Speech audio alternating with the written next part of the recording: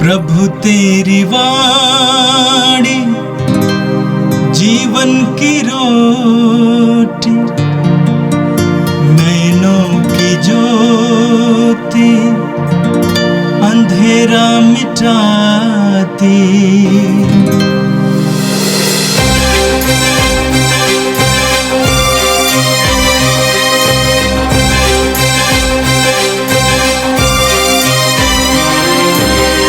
प्रभु तेरी वाणी जीवन की रोटी, नैनों की ज्योति अंधेरा मिटाती। प्रभु तेरी वाणी जीवन की रोटी, नैनों की ज्योति अंधेरा मिटाती। वाणी वाणी वाणी वाणी वाणी पवित्र है, शाश्वत है, जीवन का मन्ना है। 2 अगस्त शनिवार। पहला पाठ लेवी ग्रंथ अध्याय 25 वचन संख्याएं 1 से 8 और 17।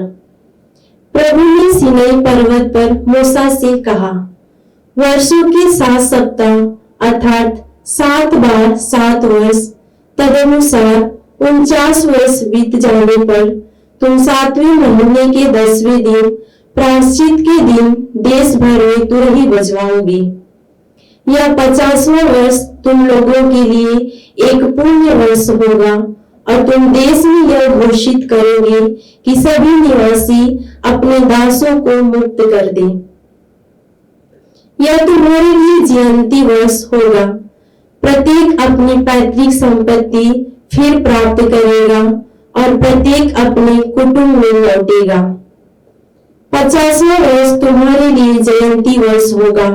उसमें तुम न तो बीज बोओगे, न पिछली फसल काटोगे और न अनछटी दाखलताओं के अंगूर तोड़ोगे, क्योंकि यह जयंती वर्ष है। तुम उसे पवित्र मानोगे और खेत में अपने आप उगी हुई उपज खाओगे। उस जयंती वर्ष में प्रत्येक अपनी पैतृक संपत्ति फिर प्राप्त करेगा। जब तुम किसी देश भाई के हाथ कोई जमीन बेचते हो अथवा उससे खरीद लेते हो, तो तुम एक दूसरे के साथ बेईमानी मत करो। जब तुम किसी देश भाई से कोई जमीन खरीदते हो, तो उसका ध्यान रखो कि पिछले जयंती वर्ष के बाद कितने बरस बीत गए हैं और बाकी फसलों की संख्या के अनुसार बेचने वालों को विक्रय मूल्य निर्धारित करना चाहिए।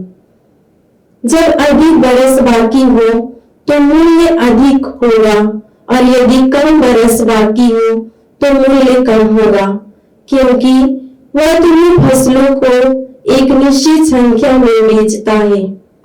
तुम अपने देश भाई के साथ बेईमानी मत करो, बल्कि अपने ईश्वर पर श्रद्धा रखो, क्योंकि मैं तुम्हारा प्रभु ईश्वर हूँ। यह प्रभु की वाणी है। संत मत्ती के अनुसार पवित्र सुसमाचार अध्याय 14 वाक्य 1 से 12 तक। उस समय राजा हेरोद ने ईसा की चर्चा सुनी और अपने दरबारियों से कहा, ये यूहन्ना बपतिस्ता है, वह जी उठा है, इसलिए वो महान चमत्कार दिखा रहा है। हेरोद ने अपने भाई फिलिप की पत्नी हेरोदियस के कारण यूहन्ना को गिरफ्तार किया और बांध कर बंदी गृह में डाल दिया था, क्योंकि यूहन्ना ने उससे कहा था, उसे रखना आपके लिए उचित नहीं है। हेरोद यूहन्ना को मार डालना चाहता था, किंतु वो जनता से डरता था जो यूहन्ना को नबी मानती थी। हेरोद के जन्म दिवस के अवसर पर हेरोदियस की बेटी ने अतिथियों के सामने नृत्य किया और हेरोद को मुग्ध कर दिया।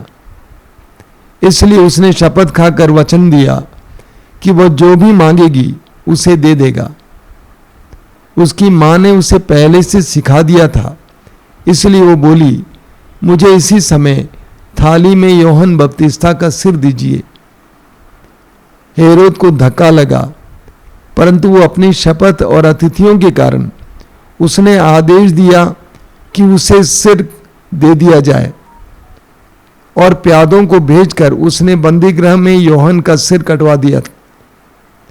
उसका सिर थाली में लाया गया और लड़की को दिया गया और वह उसे अपनी मां के पास ले गई। यूहन्ना के शिष्य आकर उसका शव ले गए। उन्होंने उसे दफनाया और जाकर ईसा को इसकी सूचना दी। यह प्रभु का दिव्य सुसमाचार है। ख्रिस्त प्रभु की जय। मेरे प्रिय भाई और बहनों, आज का पहला पाठ लेवी ग्रंथ की अध्याय 25 से लिया गया था। आज के पाठ में प्रभु मूसा से कहते हैं कि तुम्हें जुबली वर्ष मनाना है, यानी जयंती वर्ष मनाना है। हर 50वें वर्ष को जुबली वर्ष यानी जयंती वर्ष माना गया है। हमारे बीच में भी आज जुबली मनाने की प्रथा है। लोग अपनी संस्था के संस्थापना दिवस की जुबली मनाते हैं, जयंती वर्ष मनाते हैं। अपने विवाह की जुबली मनाते हैं, जयंती वर्ष मनाते हैं। अपने पुरोहिताभिषेक या मठवासी जीवन के प्रारंभ की जुबली मनाते हैं, जयंती वर्ष मनाते हैं। जयंती वर्ष कैसा हो, उस समय क्या किया जाए, इसके बारे में आज के पाठ में स्पष्ट शब्दों में प्रभु मूसा को समझाते हैं। प्रभु कहते हैं ये 50वां वर्ष तुम लोगों के लिए एक पुण्य वर्ष होगा। प्रभु कहते हैं 50वां वर्ष, ये जुबली वर्ष तुम्हारे लिए पुण्य वर्ष होगा, पवित्र वर्ष होगा, अनुग्रह और आशीष का वर्ष होगा, आशीष और अनुग्रह प्राप्त करने का वर्ष होगा, पवित्रता की साधना करने का वर्ष होगा। आगे प्रभु कहते हैं तुम देश में घोषित करोगे कि सभी निवासी अपने दासों को मुक्त कर दें। जयंती वर्ष, जुबली वर्ष दासों को मुक्त करने का वर्ष है। उस जमाने में मनुष्यों को, कुछ मनुष्यों को दासों के रूप में रखा जाता था। गुलामी की प्रथा थी और गुलामों को कोई अधिकार नहीं था। उनके साथ कोई भी कैसा भी बर्ताव किया जा सकता था। ऐसे लोगों को दास या गुलाम कहते थे। प्रभु कहते हैं जयंती वर्ष में सारे दासों को मुक्त करोगे, आजाद करोगे, उनको स्वतंत्र करोगे। जुबली वर्ष, जयंती वर्ष स्वतंत्रता का वर्ष है, बंधनों से आजाद होने का वर्ष है। हम लोग अलग अलग प्रकार के बंधनों में रहते हैं, बुरी आदतों के बंधनों में, बुरे मनोभाव के बंधनों में, गुस्सा, क्रोध, अक्षमा के बंधनों में। प्रभु कहते हैं ये वर्ष तुम्हारे लिए हर प्रकार के बंधन से स्वतंत्र होने का वर्ष है, हर प्रकार के बंधन को दूर करने का वर्ष है। आगे प्रभु कहते हैं ये तुम्हारे लिए जयंती वर्ष होगा। प्रत्येक अपनी पैतृक संपत्ति फिर प्राप्त करेगा। प्रत्येक अपनी पैतृक संपत्ति फिर प्राप्त करेगा। जो संपत्ति तुम्हारी थी और तुमने गंवाया है, तुमने खो दिया है, उसको पुनः प्राप्त करने का वर्ष है। जो कृपा तुमने खो दिया है, जो अनुग्रह तुमने खो दिया है, जो अच्छाइयां, शक्तियां प्रभु ने तुमको दी थी और तुमने खो दिया है, जो पवित्रता तुमने खो दिया है, उसे पुनः प्राप्त करने का वर्ष है। जयंती वर्ष पुनः प्राप्त करने का वर्ष है। हमें लूकस के सुसमाचार के अध्याय 15 में पढ़ने को मिलता है उड़ाऊ पुत्र के बारे में, जो अपनी संपत्ति का हिस्सा लेकर परदेश गया था। सारी संपत्ति को उड़ा देने के बाद वो अपने पिता के भवन की ओर लौट आता है तो उसको सब कुछ पुनः प्राप्त हो जाता है। तो प्रभु कहते हैं जयंती वर्ष तुम्हारे लिए सब कुछ प्राप्त करने का वर्ष होगा, पैतृक संपत्ति प्राप्त करने का वर्ष, जो तुमने खो दिया है। आगे प्रभु कहते हैं प्रत्येक अपने कुटुंब में लौटेगा। ये जयंती वर्ष, ये जुबली वर्ष तुम्हारे लिए अपने परिवार में लौटने का वर्ष है, यानी पारिवारिक रिश्तों को सही करने का वर्ष है। परिवार जो टूटे पड़े हैं उसको सही करने का वर्ष है। जो लोगों के साथ रिश्ता टूटा पड़ा है उसको सही करने का वर्ष है। मेल मिलाप का वर्ष है। आगे प्रभु कहते हैं इस जयंती वर्ष में प्रत्येक अपनी पैतृक संपत्ति फिर प्राप्त करेगा। आगे लिखा हुआ है इसमें तुम न तो बीज बोओगे, न पिछली फसल काटोगे और न अनछटी दाखलताओं के अंगूर तोड़ोगे, क्योंकि यह वर्ष जयंती वर्ष है। तुम इसे पवित्र मानोगे और खेत में अपने आप उगी हुई उपज खाओगे। एक बहुत सुंदर बात प्रभु कहते हैं, ये जयंती वर्ष तुम्हारे लिए ईश्वर के संरक्षण, ईश्वर की उदारता का अनुभव करने का वर्ष है। तुम खेत नहीं जोतोगे न बोओगे, बल्कि बिना बोए जो उगा हुआ है उसकी फसल काटोगे, यानी ईश्वर के द्वारा प्रदत्त उस फसल को ग्रहण करोगे। यानी जयंती वर्ष, जुबली वर्ष हमारे लिए ईश्वर के उस उदारता का अनुभव करने का वर्ष है। आगे प्रभु कहते हैं तुम एक दूसरे के साथ बेईमानी मत करो। ये वर्ष तुम्हारे लिए बेईमानी छोड़ने का समय है, एक दूसरे के प्रति ईमानदार बनने का समय है। हो सकता है तुम्हारे जीवन में कई प्रकार की बेईमानी आई थी, झूठ और अन्य प्रकार की बातें आई थी, उसको त्याग कर ये समय तुम्हारे लिए बेईमानी और अन्याय को छोड़ने का समय है, न्याय और ईमानदारी का पालन करने का समय है। यानी तुम अपनी चाल को बदलोगे, तुम्हारी टेढ़ी चाल को बदलना है। घूस लेने की प्रवृत्ति, अन्याय करने की प्रवृत्ति, शोषण करने की प्रवृत्ति, बेईमानी और झूठ बोलने की प्रवृत्ति को छोड़ने का समय है। आगे प्रभु कहते हैं कि ईश्वर पर श्रद्धा रखने का समय है। वचन में लिखा हुआ है तुम अपने देश भाई के साथ बेईमानी मत करो, बल्कि अपने ईश्वर पर श्रद्धा रखो, मैं तुम्हारा प्रभु ईश्वर हूं। प्रभु कहते हैं जयंती वर्ष ऐसा समय है जब तुम ईश्वर पर विश्वास पुनः स्थापित करोगे, ईश्वर पर विश्वास पुनः स्थापित करोगे, ईश्वर के साथ अच्छा रिश्ता जोड़ोगे, ईश्वर के साथ जुड़ोगे, ईश्वर पर भरोसा रखना सीखोगे, ईश्वर के प्रति भय भक्ति अपने में उत्पन्न करोगे, ईश्वर पर श्रद्धा रखने का समय है।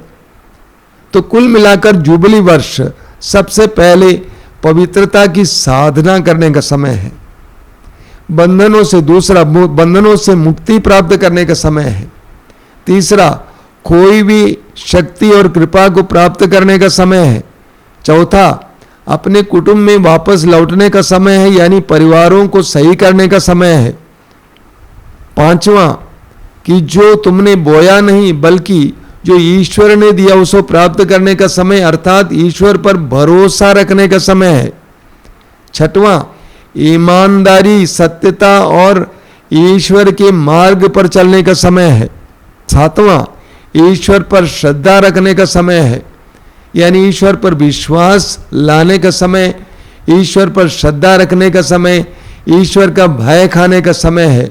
कुल मिलाकर जयंती वर्ष को कहा जाए it is a time to put things in order, या सब कुछ को सामान्य बनाने का समय है, ताकि तुम एक नई शुरुआत नए सिरे से कर सको। एक नई शुरुआत की तैयारी का समय है। इस्यास नबी के ग्रंथ के अध्याय 43 उसके वाक्य 18 में प्रभु कहते हैं पिछली बातें भुला दो, पुरानी बातें जाने दो। जयंती वर्ष हमारे लिए एक ऐसा समय है, एक नई शुरुआत की तैयारी करने का समय। हमें से कई लोगों को जुबली मनाने की आदत है, हमारे बीच में ऐसी प्रथा है।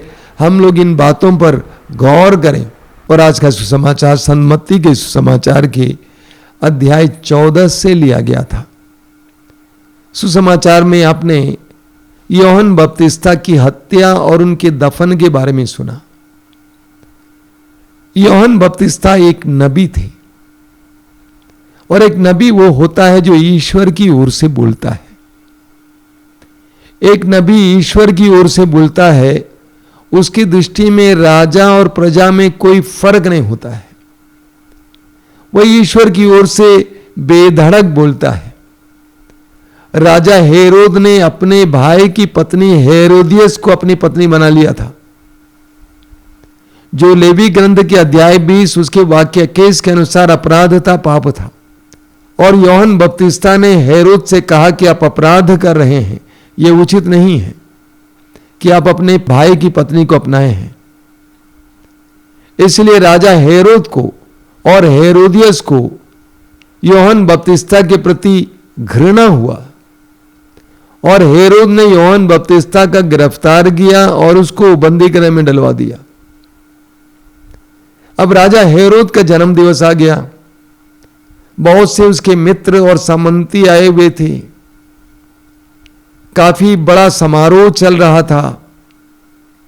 खा पीकर मतवाला था, मदरे के नशे में था। और नशे में मनुष्य क्या क्या नहीं कर सकता है हम जानते हैं।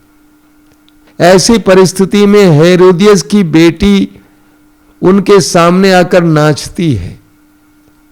उस युवती का नृत्य देखकर हेरोद मुग्ध हो जाता है। उसकी कला से नहीं बल्कि उसके तन से, शरीर से। यानी एक तो मदरे के नशे में है और दूसरी ओर वासना के नशे में। नशे में मनुष्य क्या क्या नहीं कर सकता है। हेरोद ने लड़की से वायदा किया, प्रतिज्ञा की, तुम जो चाहे मांगो मैं तुम्हें दे दूंगा। तुम जो चाहे मांगो वो मैं तुम्हें दे दूंगा। वो नहीं जानता था कि वो क्या कह रहा था। उस लड़की को उसकी मां ने पहले ही समझा रखा था, अगर राजा तुम्हें कोई इनाम देना चाहता है तो कहना यूहन्ना बपतिस्ता का सिर इनाम में दे देना। लड़की ने ऐसा ही कह दिया। राजा को धक्का लगा क्योंकि एक धर्मात्मा के हत्या करना अपराध उसको भी मालूम था। लेकिन वो कराता है, बंदी गृह में पड़े यूहन्ना बपतिस्ता का सिर कटवाता है और उसको थाली में लाया जाता है और हेरोदियस को उसकी बेटी ले जाकर दे देती है। अब हेरोदियस को देखिए, एक धर्मात्मा की जान इनाम में मांगती है, एक धर्मात्मा की हत्या कराती है। स्वार्थ में, अहंकार में, वासना में मनुष्य क्या क्या नहीं कर सकता है, यहां पर प्रकट होता है। यूहन्ना बपतिस्ता का सिर काटा जाता है और उसको हेरोदियस को दिया जाता है। आगे वचन में आपने सुना, बहुत ही सुंदर वचन है। यूहन्ना के शिष्य आकर उसका शव ले गए, उन्होंने उसे दफनाया और जाकर ईसा को इसकी सूचना दी। यूहन्ना के शिष्य चुपके से आए और शव ले गए। कोई विरोध नहीं, कोई धरना नहीं, क्योंकि वे जानते थे कि यूहन्ना बपतिस्ता ईश्वर की ओर से भेजा हुआ नबी है। और अगर अन्य नबियों के साथ इस तरह का व्यवहार हुआ कि इनके साथ क्यों नहीं होगा। एक नबी को सत्य के लिए मूल्य चुकाना पड़ता है, इसीलिए वे चुपचाप उनका शव ले गए और उसका दफन किए और उसकी सूचना यीशु को भी दी। मेरे प्रिय भाई और बहनों, ये सारी घटनाएं जो सुसमाचार में या बाइबल में लिखी गई हैं, इसके द्वारा प्रभु हमसे भी कुछ कहना चाहते हैं। प्रभु कहना चाहते हैं कि नशे में, अहंकार में, स्वार्थ में तुम क्या क्या नहीं कर सकते हो। इसलिए इन सारी बातों से हमें बच के रहना है, हमें सतर्क रहना है। वासना से, नशे से, अय्याशी से, मनोरंजन से हमें सतर्क रहना है, क्योंकि ये ऐसे क्षण होते हैं जब हम कमजोर हो जाते हैं और उस कमजोरी में हमारा पतन भी हो जाता है। आइए हम प्रार्थना करें। प्रभु यीशु, धन्यवाद देते हैं आज के सुंदर दिन के लिए, जीवन के वरदान के लिए धन्यवाद देते हैं, दोनों पाठों के लिए धन्यवाद देते हैं, जो संदेश तूने हमें दिया उसके लिए धन्यवाद देते हैं। हम पर दया करना, हमें भी तेरे अनुग्रह और तेरी कृपा से ढक लेना, घेर लेना। ये प्रभु यीशु उन वचनों को सुनने वाले मेरे भाई बहनों को आशीर्वाद देना। आज का पूरा दिन उनके लिए तेरे संरक्षण का दिन हो, हर प्रकार की विपत्ति से वे बचे रहें, हर कार्य में उन्हें सफलता मिले। हमारी इस प्रार्थना को ग्रहण कर, आमीन। प्रभु तेरी वाणी जीवन की रोटी, नैनों की ज्योति अंधेरा मिटाती। वाणी वाणी वाणी वाणी वाणी